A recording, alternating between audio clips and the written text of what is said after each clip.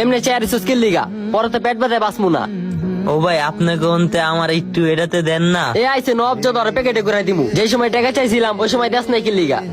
ও ভাই ওই সময় টাকাটি আমার একটা জরুরি কামে লাগতো। তো হপাই খাইতে চাস কি লিগা?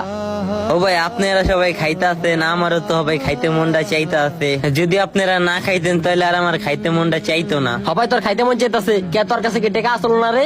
ভাই আমার কাছে টাকা ছিল 400 টাকা। তোরে দিতে পারবো না, আমরা টাকা দিয়ে খাইতাছি না। তুই 200 টাকা আমগুলো লগে ভাগে দিলে কি হইতো?